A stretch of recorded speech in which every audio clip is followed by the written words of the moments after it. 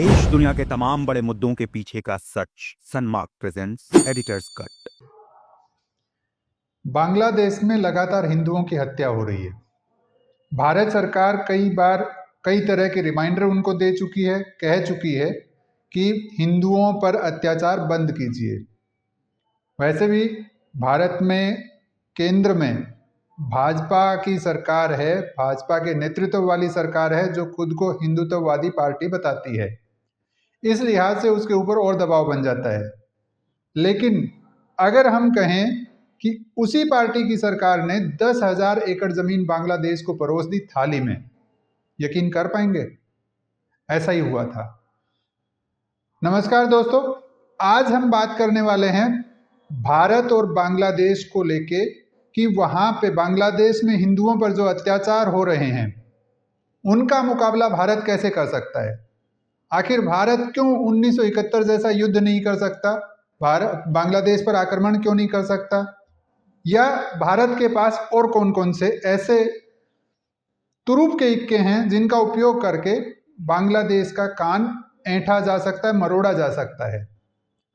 लोग कई तरह की बातें करते हैं कि भारत पानी रोक सकता है, क्योंकि भारत बांग्लादेश को पानी भारत से ही जाता है। भारत उसका बिजनेस पूरा ठप कर सकता है, क्योंकि बांग्लादेश की इकोनॉमी मोटे तौर पे सिर्फ और सिर्फ टेक्सटाइल पे चलती है, जिसका रॉ मटेरियल कपास है और कपास भारत से ही वहां जाता है। वो खुद के दम पे बहुत कुछ नहीं कर सकते हैं। यदि उसको रोक दिया जाए तो वो अपने आप घुटनों पे आ जाएंगे, ठीक उसी तरह से जैसे पाकिस्तान आ गया है। और क्या हो सकता है? एक और तरीका हो सकता है, एक हो गया हमारा पानी का, एक हो गया डायरेक्ट युद्ध का, एक हो सकता है कि हम कूटनीतिक तरीके से इस तरह से व्यवहार करें कि वो मजबूर हो जाएं। इन तीनों में से क्या सही रास्ता हो सकता है, और क्या भारत बांग्लादेश पर आक्रमण कर सकता है या बांग्लादेश को घुटनों पर ला सकता है? आज हम इसी बारे में विस्तार से बात करने वाले हैं। सबसे पहले हम बात करते हैं जो हमने कहा कि भाजपा के नेतृत्व वाली सरकार ने बांग्लादेश को 10,000 एकड़ जमीन थाली में परोस के दे दी। उसको भूमि सीमा समझौता कहा जाता है। वो शुरुआत बहुत पहले हुई थी, इंदिरा जी के समय में, जब इंदिरा गांधी देश की प्रधानमंत्री थी 1974 में, उनके बीच और बांग्लादेश के राष्ट्रपति के बीच ये समझौता हुआ था। ये समझौते का प्रयास हुआ था, एक मोटा ड्राफ्ट तैयार हुआ था कि जो सीमा ऐसी है जहां किसी एरिया के 3 और दूसरे देश का एरिया पड़ता है पूरा, तो उसको उस देश को सौंप दिया जाए और उसके बदले में उसी तरह का दूसरा एरिया ले लिया जाए। ऐसे एरिया को एनक्लेव कहते हैं। एनक्लेव माने कि वो जैसे कि भारत का कोई हिस्सा इस तरह से बांग्लादेश से घिरा हुआ है कि 3 तरफ उसके बांग्लादेश पड़ रहा है, तो वो असल में ना भारत के रह पाते हैं ना बांग्लादेश के।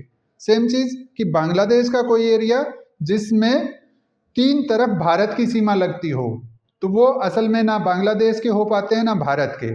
वो खिचड़ी वाले स्थिति में रहते हैं।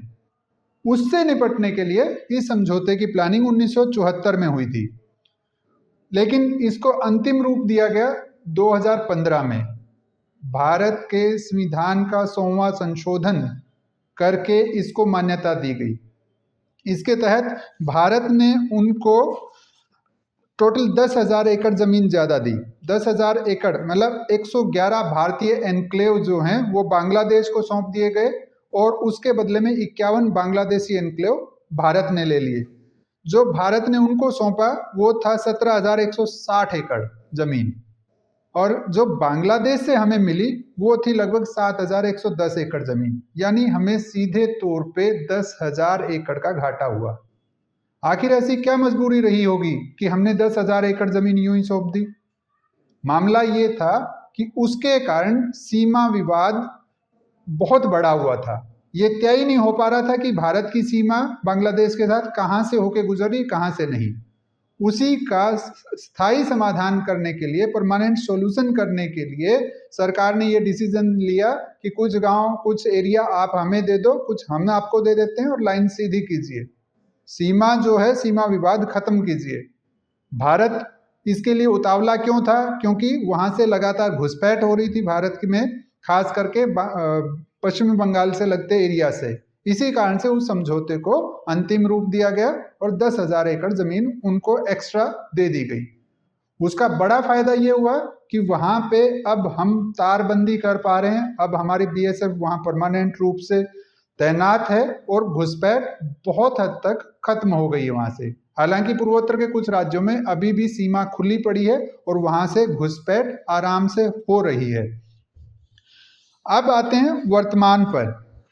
भारत लगातार बांग्लादेश को कह रहा है कि जब से आपके यहाँ तख्ता पलट हुआ है, शेख हसीना को देश से निकाला गया है और मोहम्मद यूनुस अंतरिम सरकार के प्रमुख बने हैं, तब से वहाँ कट्टरपंथी बिल्कुल खुले हो गए, खुलेआम लूट मार कर रहे हैं। खास करके हिंदुओं पर, अल्पसंख्यकों पे उनके अत्याचार हद से ज़्यादा बढ़ गए हैं।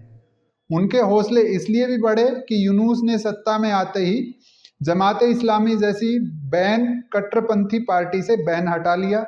उनके जितने लोग जेलों में बंद थे उन सबको रिहा कर दिया और जो लोग हिंदुओं पर अत्याचार कर रहे हैं, मर्डर कर रहे हैं और लूट मार कर रहे हैं या महिलाओं से छेड़खानी, बलात्कार जैसे विभत्स अत्याचार कर रहे हैं, उन सब पे कार्रवाई नहीं हो रही है दिखावे के अलावा।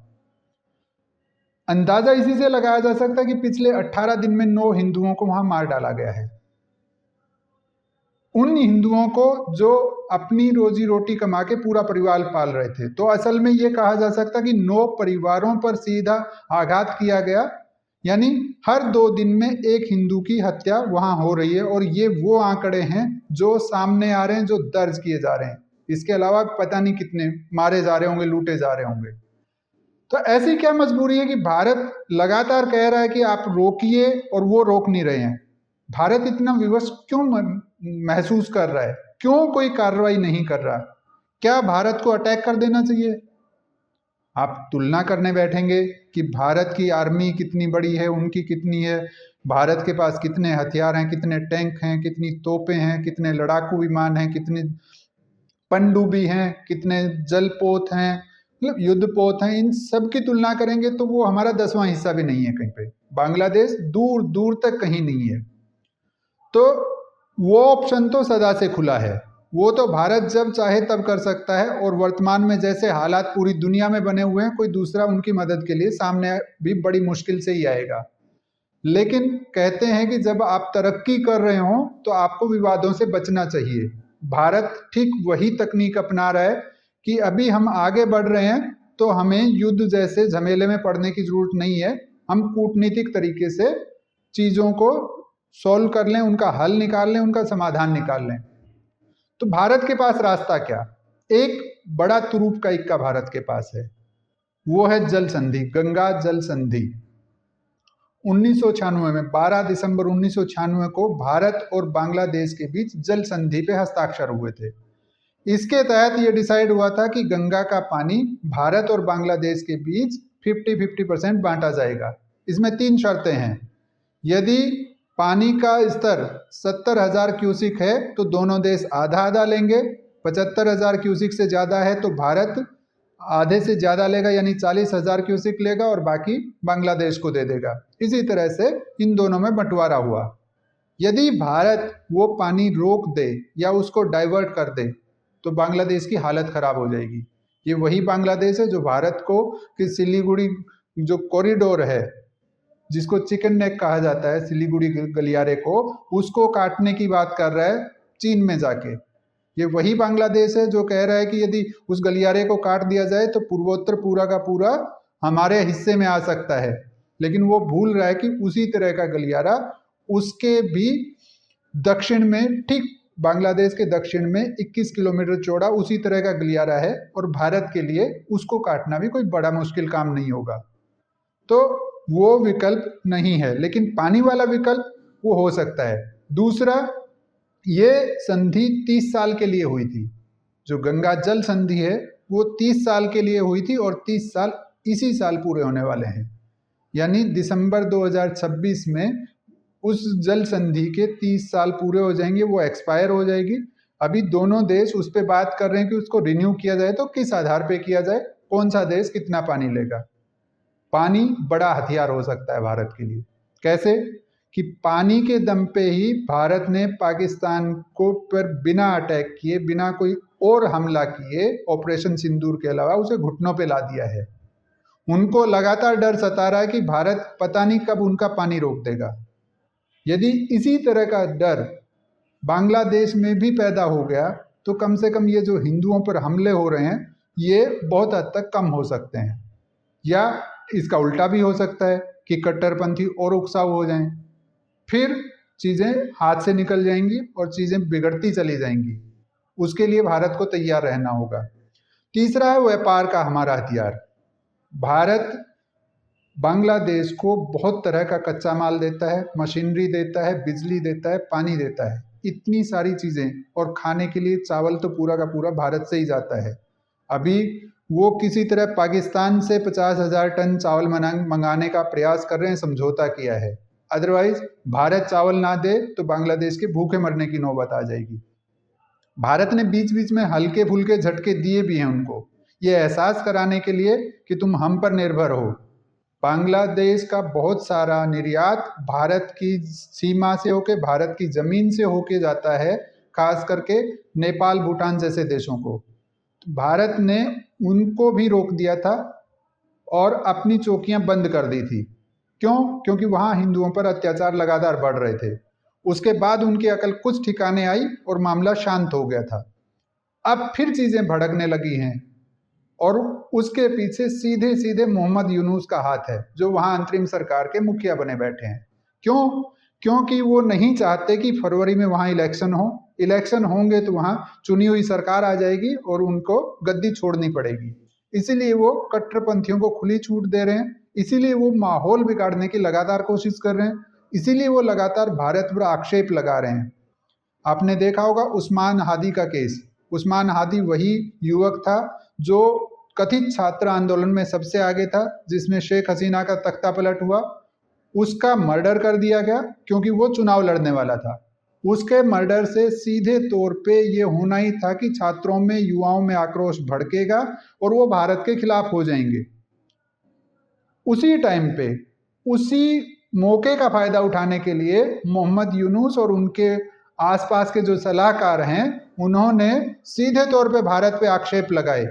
ये भी कहा कि भारत के इशारे पर यह किया गया है और ये भी कहा कि वो भारत भाग गया है हत्या करने के बाद। उस्मान हादी के हत्यारे ने खुद वीडियो जारी करके बता दिया कि वो दुबई में है, वो भारत गया ही नहीं और भारत का इससे दूर दूर तक कोई लेना देना नहीं है। यानी मोहम्मद यूनुस के झूठ का अपने आप भंडा फूट गया है। तो मतलब किसी भी तरह मोहम्मद यूनुस चाहते हैं कि चुनाव ना हो, चुनाव टालने की कोशिश कर रहे हैं।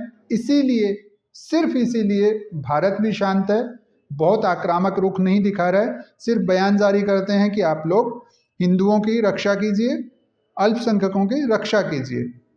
इसके अलावा भारत ने कोई बड़ी टिप्पणी नहीं की है, कोई बड़ा कदम नहीं उठाया है। भारत से रिश्ते बिगाड़ने के लिए यूनुस ने यहाँ पे बांग्लादेश का वीज़ा देना बंद कर दिया। इस हद तक वो चले गए हैं, लेकिन भारत फिर भी ठंडा करके खा रहा है, कोई आक्रामक कदम नहीं उठा रहा है। भारत सिर्फ इंतजार में है कि इलेक्शन हो जाए, उसके बाद जो नई सरकार आएगी, जिसमें लगभग तय है कि खालिदा जिया के बेटे तारिक हैं जो, वो चुन के आएंगे, लगभग तय है कि वो प्रधानमंत्री बन जाएंगे। उनके साथ बैठ के सरकार से, सरकार की बातचीत की तरह से कूटनीतिक समाधान निकाला जाए, हिंदुओं की सुरक्षा का पुख्ता प्रबंध किया जाए। यही एक तरीका है जिसके जरिए भारत सरकार इस समस्या का समाधान करना चाहती है, उसका परमानेंट सॉल्यूशन करना चाहती है। इसीलिए हाथ बांधे बैठे हैं। ऐसा नहीं है कि भारत डर रहा है, ऐसा भी नहीं है कि भारत किसी भी मामले में बांग्लादेश से कमज़ोर है, या जैसा कुछ लोग दावा कर रहे हैं कि भारत तो इसलिए चुप बैठा है क्योंकि बांग्लादेश के पीछे चीन खड़ा है।